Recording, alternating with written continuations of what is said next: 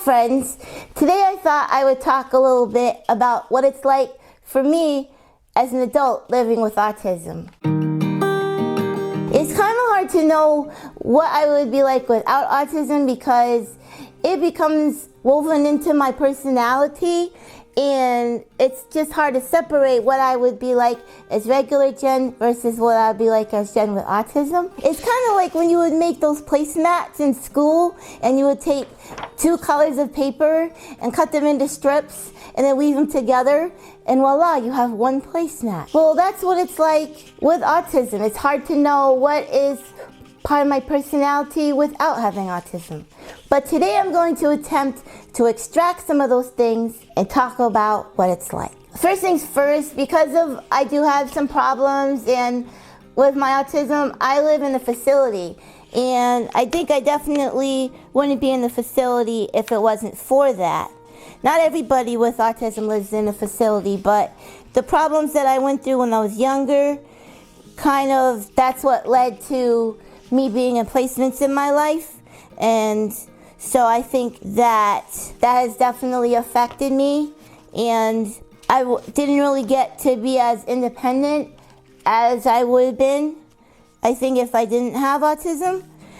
But I think in my own time I'm getting there, and it's just taking me a little longer than most people my age. I think too that some of the things I struggle with, like I can't drive, and the reason why I can't drive is not because I don't know how to drive a car, but I find it really, really overwhelming to drive. When I was 19, I got my permit, and I was terrified. Like, I didn't even want to drive. I didn't even have an interest in it like most kids. To me, it was just terrifying, and I really wanted nothing to do with it, but I thought it was something I had to do because I was at that age, and I was just trying to be like everybody else my age. So when I was 19, not 16, I did get my permit, and I was not good at driving. I drove a little bit in my neighborhood, and my mom was like, I don't think this is really for you. And I agreed. I had no problem with getting rid of my permit and not using it because I find it really overwhelming in the car. Like, everything going on around me is just too much, and I can't concentrate, and it could be a really dangerous situation. I know that. It's just too much happening at once. Now, if I was to drive a car like on a racetrack where there was no stop signs or people or other cars, I'm sure I could do it. It's not the actual act of driving. I know you push gas for go and the other one for brake and steer like this. That's all there is to it. I mean, even kids do it in those little cars. But with all the other distractions on the road and things, that's what really freaks me out. Even being a passenger in a car is scary for me because I just feel like there's so much going on, and I'm worried that I look at the drivers sometimes and I'm like, how do they even know what they're doing? It just looks so scary and so confusing, and for that reason, I don't drive. And I do think that is a result of my autism. So in that part, I'm not as independent as I would like to be, and I can't just go places when I want to go places, and so that does affect me. Another thing I would say about living with autism as an adult is that I get mixed up by people's jokes a lot of times. I mean, not if they make a clear joke and everyone's laughing, I'll understand that, but some people are being sarcastic, or when they say jokes with a straight face, they get me a lot of times. Like, my friends on the worship team do that a lot, and I'm always everyone starts laughing at a joke that I'm what just happened type of thing. And so I've always been like that, and when I was a kid, I was really gullible, and I got tricked a lot. But as I went through life, falling for a lot of tricks, and sometimes they were mean tricks that people would play on me, I started to learn the signs of someone that's not telling the truth, or that's trying to trick me, or that maybe just telling a joke and not serious. Like, if they tell me to do something, I'll take it seriously, oh, okay, I'll do that, but they were just joking, and it might have been something not good to do. But as an adult, I'm a lot smarter about those things, because I've learned from experience. So even though I might have trouble with those things, I do learn through experience about what it's like. But I still have trouble like understanding people's like snarky jokes a lot of times. I think that might be because of my autism. I'm not sure. Because again, it's hard to know what is and what isn't. Because you have regular Jen and you have Jen with autism. I don't know where one starts and the other begins. Did I say that right? Another thing that affects me is like, I want nothing to do with a romantic relationship because it's just too overwhelming. Like I've had people want to be my boyfriend before, and I'm just like I just want them to get away from me because it's just too hard to like they always want to be around you and you always have to be understanding them. I just feel like having a romantic relationship is just too intricate of a relationship. There's so much worrying about like what the other person thinks and what you do and what you don't do, and I just feel like it's too much. It's just too overwhelming. Like I have friendships just fine, but a romantic relationship is just too overwhelming. It's like also I need a lot of space, and so I think a person would get mad if I was in a romantic relationship because half the time I would be like, no, I don't want to be around you because I just need to have space, like be quiet and be like, I like to go into my cabin and just be really alone and quiet and need a lot of time to be alone and quiet. And I don't think I would be able to fit in having a romantic relationship. So I think that it really affects me. I know there are people that have autism that have relationships that are married, but for me it's really hard. And so for that reason, I don't have romantic relationships because it's just too much and I can't deal with it. Just for me, it's just, I'm like, no thank you. Maybe that would change someday, I don't know, but as I see it right now, probably not. But also because I don't have like a husband, like most people that are my age, that are my friends, have like husbands and wives, and I don't. And sometimes I get really lonely because they like do things as couples and go out as couples, and since I'm not married, like I'm not a couple, so I kind of feel like I probably get left out of things. And I just feel like weird sometimes around my friends because like they talk about their jobs that they go to, and I don't have like a regular real job like that. Although I hope to make doing YouTube and maybe motivational speaking a real job for myself. But I just feel sometimes left out because my life is so different from theirs. And that's really hard. I get lonely sometimes and really sad. And it is lonely because I'm different from my friends, but I want to be a lot like them, and I just feel different, like an outcast sometimes around them. Even though they really like me and care about me, I do feel like an outcast in that respect. So it's hard. Also, I'm really, really sensitive, both in my feelings and on my outside senses. For example, I get really hurt really easily because I get confused about what people are meaning, or I overthink it, like, because I don't really know what they're thinking or what they're feeling. So I like try to fill in the blanks with my own answers, and my own answers are usually negative sometimes. And my own answers can be like, well, they must be mad at me, or they must not like me, or they must get annoyed by me. And so I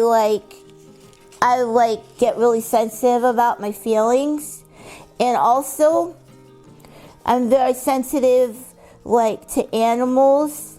Like if I see an animal hurt or sick, I feel really sad inside. Like I cry, even if it's just hearing about an animal that's sick or hurt. I get really sad and I cry.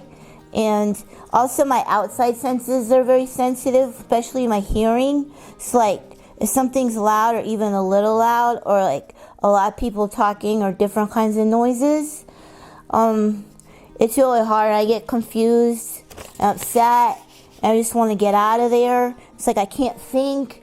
It's like It's like I can't function. It's like I freeze up, man. That's what it's like. It's like I freeze up.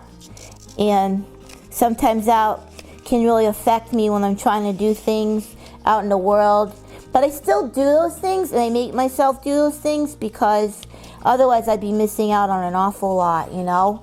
So I kind of force myself to do things, and sometimes I just try to adapt to it the best I can, or bring headphones, or like dodge in and out of the function. Like I'll go in, but then I'll find a quiet place, and then I'll go back, like take little breaks from it.